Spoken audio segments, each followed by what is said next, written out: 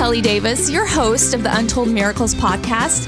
And today I am so excited. I am sitting in a hotel room right now with Emmy nominated choreographer and dancer and philanthropist and amazing mother and alum of So You Think You Can Dance and Dancing with the Stars, my friend Allison Holker. Thank you so much for being on the podcast today. Thank you so much for having me, Kelly. I know we met almost a year ago, and ever since meeting you, it's been an incredible experience. And every time I see you, it's just been an awesome journey with you, and getting to know you has been really wonderful. So I'm excited to be on your podcast today. Yesterday, we were just actually in Pasadena together. We were at an event raising funds for Children's Miracle Network Hospitals, an organization that raises money for 170 children's hospitals across the country.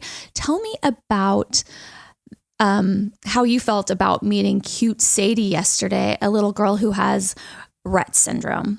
Well, working with Children's Miracle Network Hospital has been, first off, an incredible experience because I love to give back to our communities, and being able to not just reach out to my own community, but reach out across the world and reach so many different children has been such a pleasure. And meeting her yesterday was incredible because she's this 3-year-old high-spirited child that has undergone so much that I've never had to undergo. But seeing this 3-year-old who has this amazing spirit about her is just such an inspiration because she's never let anything hold her back, and she's smiling and she's just there with the other kids enjoying her time.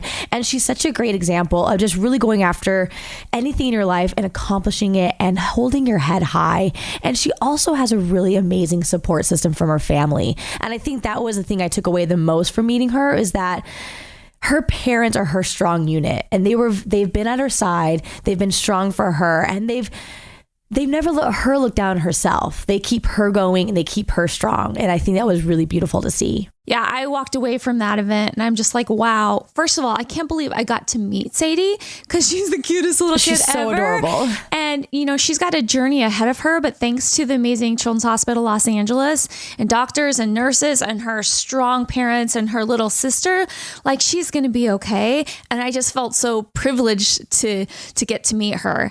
So I want to thank you for everything you've done for Children's Miracle Network Hospitals. This year has been a big year. We taped our national media campaign with you and your husband, Steven.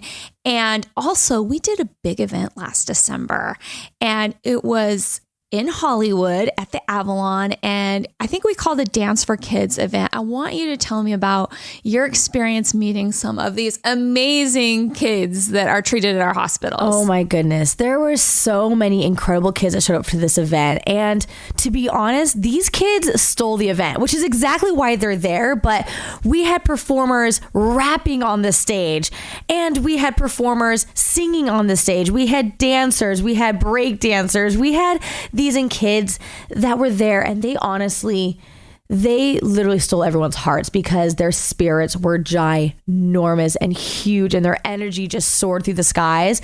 But also, they had these big smiles in their face that were just showing everyone that, like, they're kids and they're happy and they're joyous and they're fun and they have so much to live for, and this is just the beginning of their lives. And so for us as a community to come together for them was just really incredible.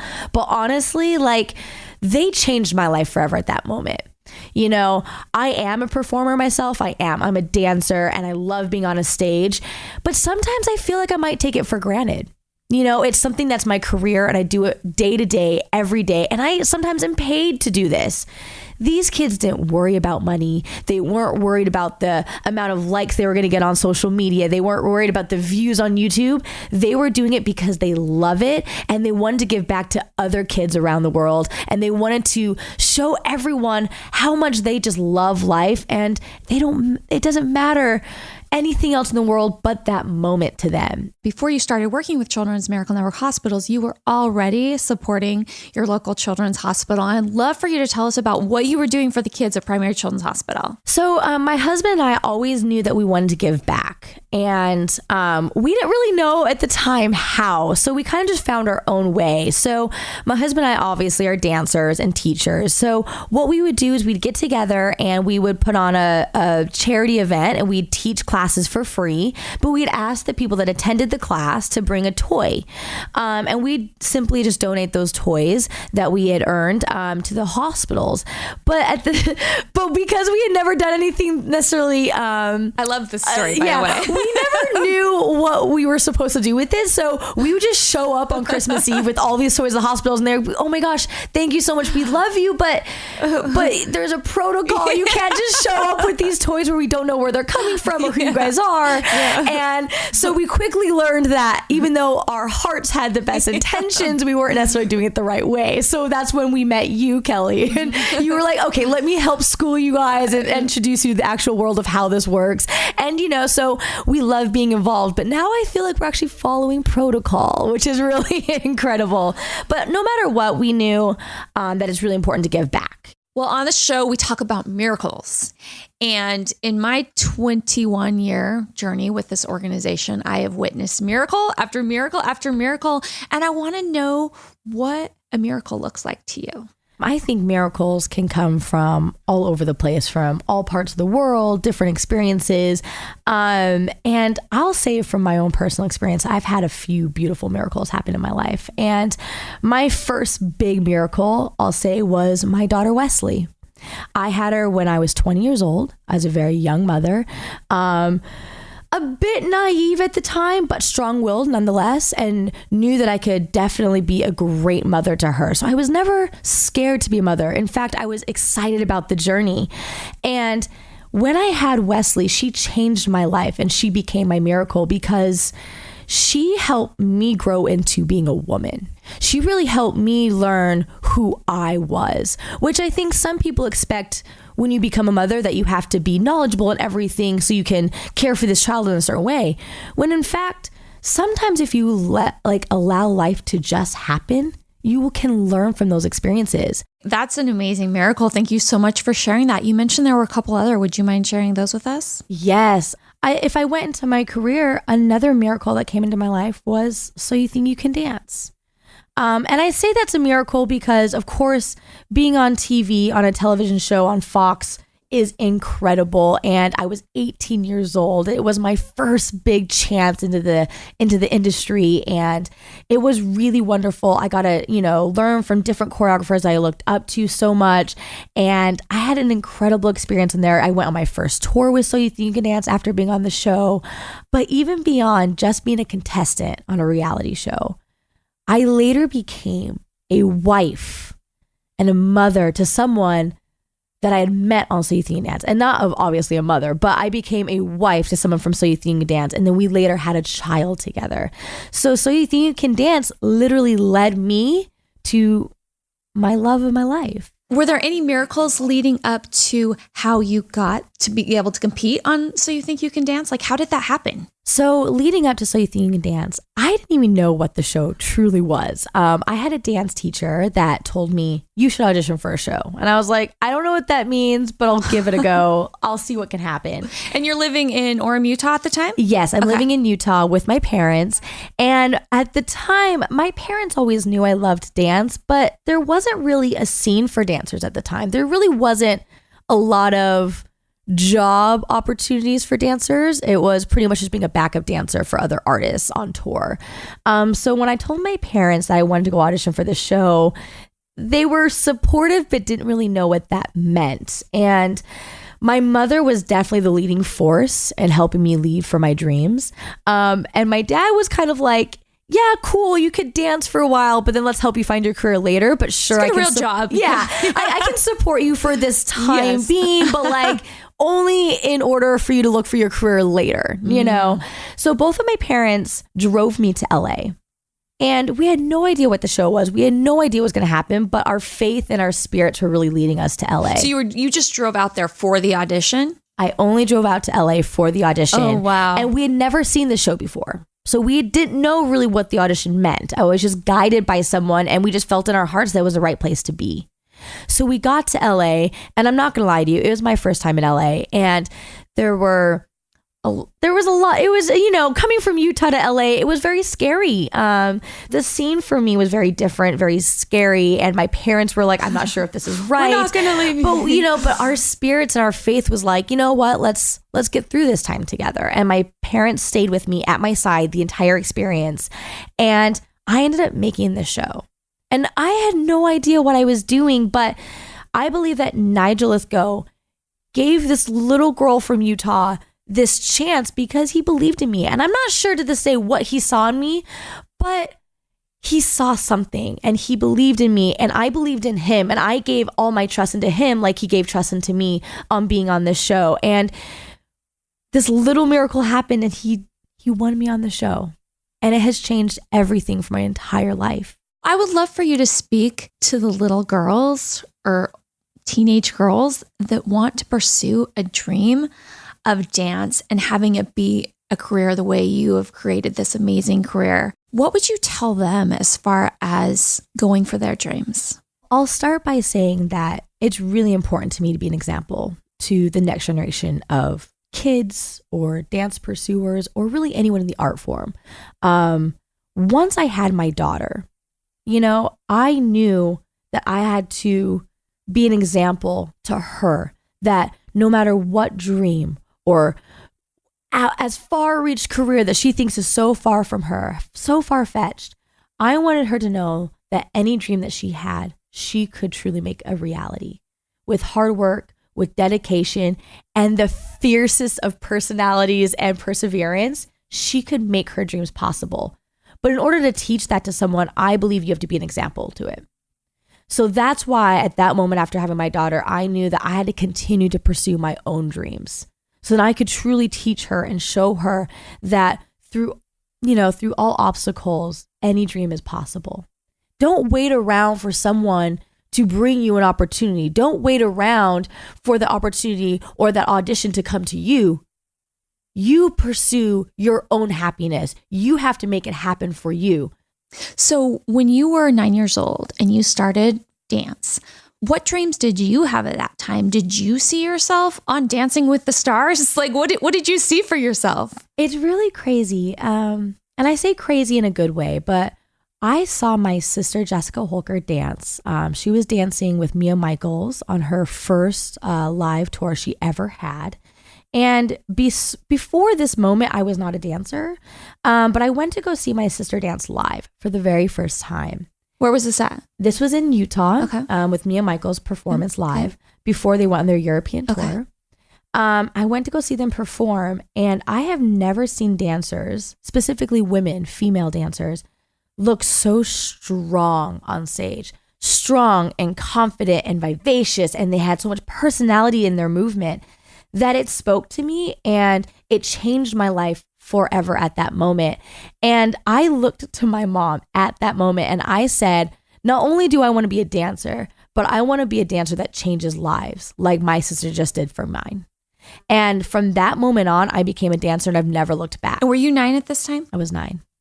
Yes. Wow. Well, I think about it. I mean, you were on 4 seasons with Dancing with the Stars with Babyface and Riker and Jonathan Bennett and Andy Grammer. And you created moments for millions of people where you did change lives. Like that's what happens through the movement of dance and connecting to someone's soul and to their heart. I just, it's so incredible that you spoke that to your mother and you've made that happen.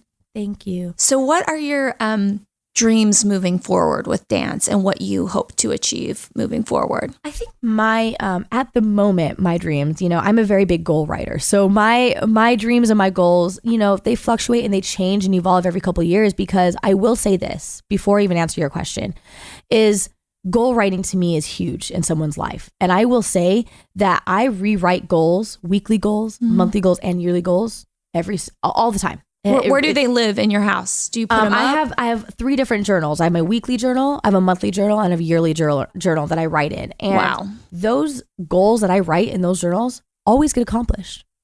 Always. And I believe it's because I foresee it and I put it into the air and I put it into the world and I go after them. And I set weekly goals to achieve them, monthly goals I have to hit, and then yearly when I want to achieve it.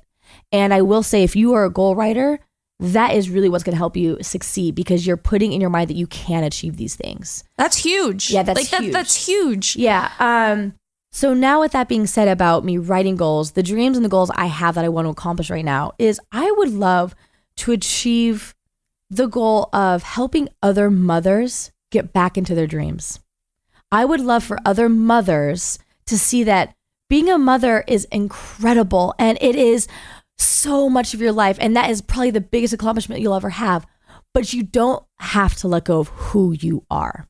You don't have to let go of your hobbies. You don't have to let go of your own personal dreams besides your family. And I believe that sometimes, motherhood, it requires so much attention. It requires so much of you, which is beautiful. Which you have a beautiful 9-year-old daughter, Wesley, yes. And you have an adorable 1-year-old son, Maddox. Yes. And you went back to work, right? Yes. So I have 2 kids, and I went back to work after 3 weeks after having my 1-year-old. But nonetheless, I am who I am.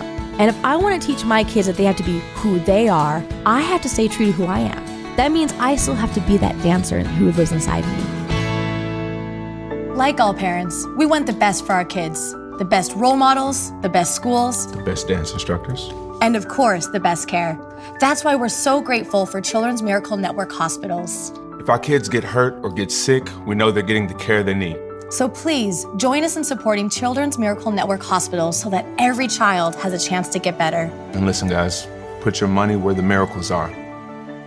Give to your Children's Miracle Network Hospital. It's all good, all good.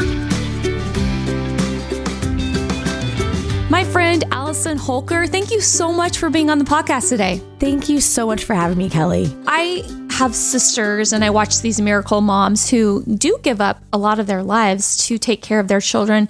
What would be like 3 things that you would say to these people where they can't, like just a starting point, if they have not been really putting themselves first? Because really you've got to put yourself first so you can have everything to give to your child or your significant other.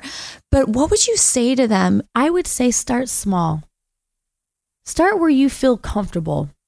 Take 10 minutes a day for yourself. 10 minutes in a room by yourself with a closed door, reading a book. If what you want to do is read, or if you want to write, journal for 10 minutes. If you want to take time to go to the store by yourself. But what I would say is start out small, get yourself comfortable in that. And then from there, you can grow and grow and grow into this person. It's not about taking away time from your family or your kids, but it's about giving yourself a little bit extra attention because you deserve it, because mothers have the hardest job in the world. And it's really important to take care of yourself. The hardest job in the world. And I will say, being a mother, finding the balance in time is the most tricky thing you'll ever have to deal with. And it's understandable because there never seems to be enough time in a day. But you can work with it because time is in your control. It really, truly is. So setting away 10 minutes a day is doable, but you just got to be diligent and believe it and trust it and find the right support system that's going to allow you to have that time for yourself. Well, on your website, AllisonHolker.com, you have an amazing blog. And one of your blog posts was this incredible journey of just one day in your life and what it's like to balance meetings and kids and changing diapers and this and that. And it's like, that is the key word that we're all striving for, balance, because we want peace and we want happiness and we want joy. But without balance in our lives, those are not going to happen.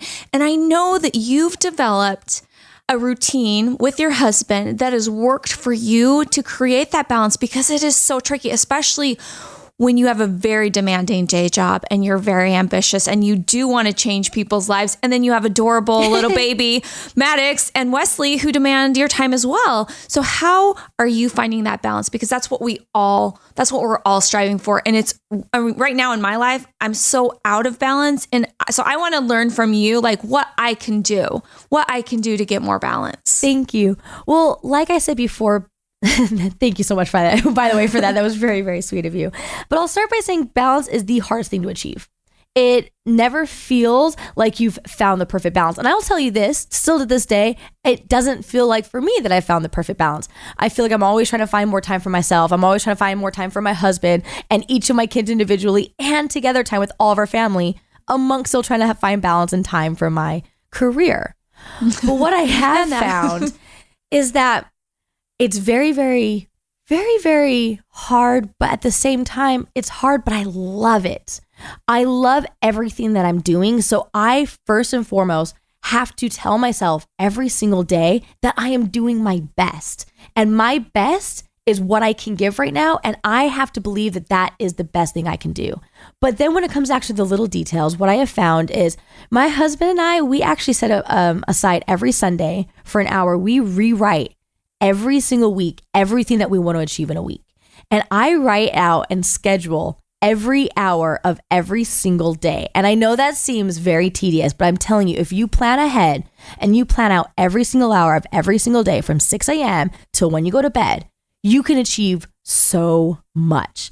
So I put in my journals. So it only takes you 1 hour to plan out your whole week? Yeah, because the more you do it, the more you do it, the more used to it, you kind of know what your schedule kind of becomes. So every single week, I get up at 6 a.m. every single week. I have my morning coffee at 6:30. I have my breakfast at 7. I wake up my son at 7:30. I take my daughter to school at 8. So those are family things, right? Yeah. That begins, but that is every single day, and I write it out. Wow. Then I read my emails Monday at 8:30 when I get home from dropping my daughter off at school. And then I start into my conference calls. Then I start reading my emails. Then I go to work out at the gym. And every single hour I have scheduled out, down to even saying at 6 p.m., I have an hour of time just for me and my husband, just us. So Allison, what drives you to live your life this way and to be so motivated to achieve your goals?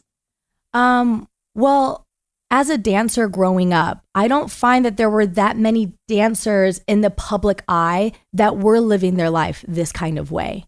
And so I want to live my life a certain way to be an example to other kids that you can be a dancer and be successful. You can be a dancer and be a mother. You can be a dancer and live your life healthy and successful and fit. And I want people to know that dancers can have just as big of careers as other people in this industry. We just needed examples of it. And I think in this generation, there truly are examples, and people have completely shifted their views of dancers from the dancers of this generation. How amazing to be a part of that change and to be a role model for kids to look up to, that so they don't have to deal with maybe the mom or dad that are like, hey, we want you to do something else. They've seen him like, that is amazing. That is the career that you should pursue. Yeah. That's so cool. I think that's what's incredible about this generation in general, is people are learning that you don't have to go to an audition or you don't have to go to an interview to get a job. You can create your own jobs now. I want to speak really quick to health and fitness, because you have the most incredible body ever. And you really are very conscious about what you put into your body. And I'd like you to just talk about what health and fitness looks like to you.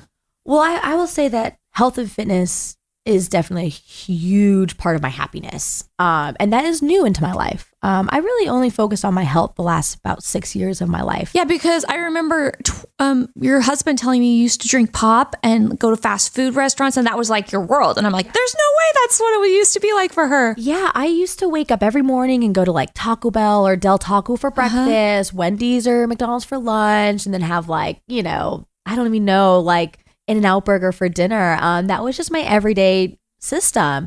And then it was about 6 years ago, I realized after ending up in the hospital, my body shut down when I was in a dance rehearsal. My muscles contracted on me. And I had no idea why, because I felt like I was fit because I was dancing and I was working out and everything. But I ended up in the hospital because my muscles contracted on me, because it had probably been weeks since I had drank water.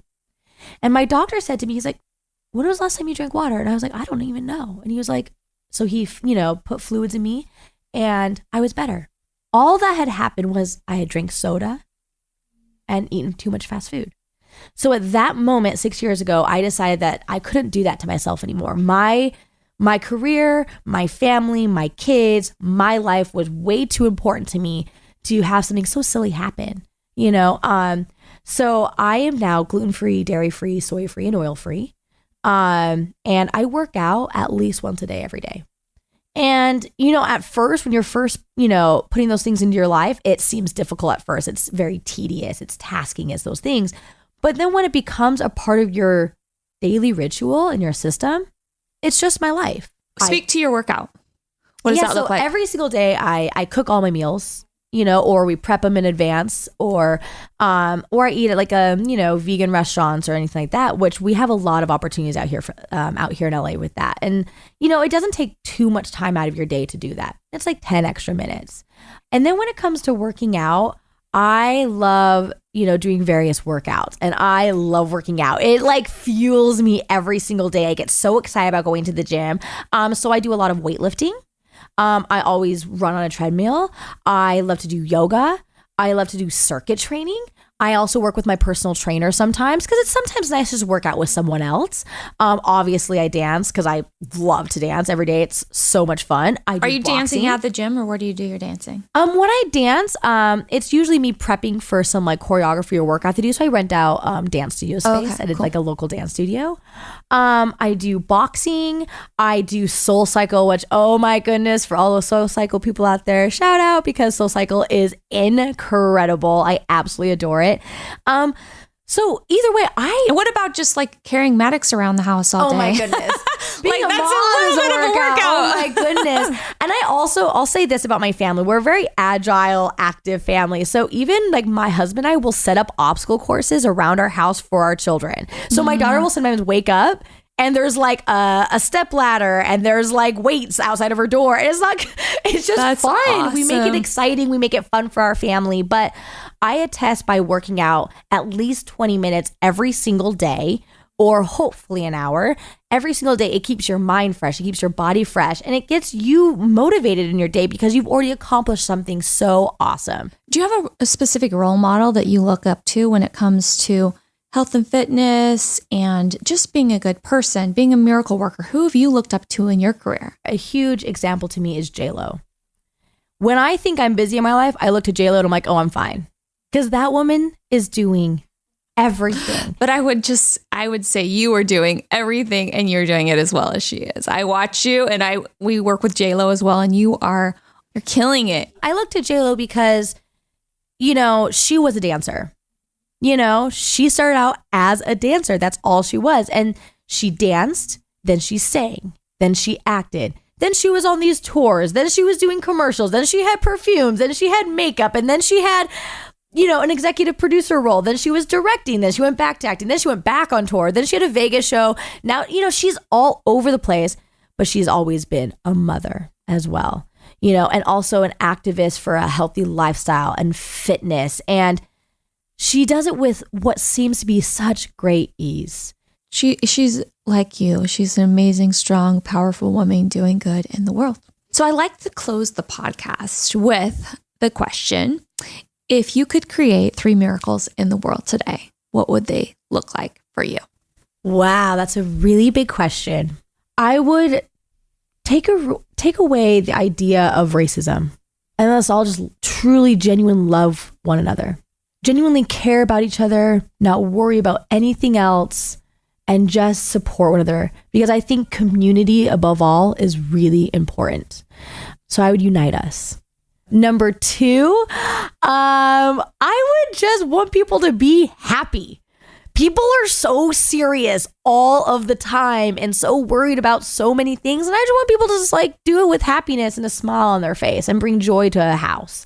3, I would want every child to be with good parents and just feel like, I'll let these kids feel like they have someone to love them at every moment. So I would love for you to speak just one last thing before we leave today to the miracle kids that are in our children's hospitals. We have 170 children's hospitals. We treat nearly 11 million children each year. So there's a lot of kids in hospitals today. What would you say to those kids and those parents as far as encouragement? We're all here for you. And we are a community. And together, we can all save lives. And we are here together to unite as one. And we all love you. I encourage you guys to go to our website, AllisonHolker.com. You can learn about all things Allison Holker. You also have a jewelry line. I have a jewelry line and a clothing line and a costume line. So you can find all that information on my website. Awesome. Well, thank you so much. And everybody, have an amazing day.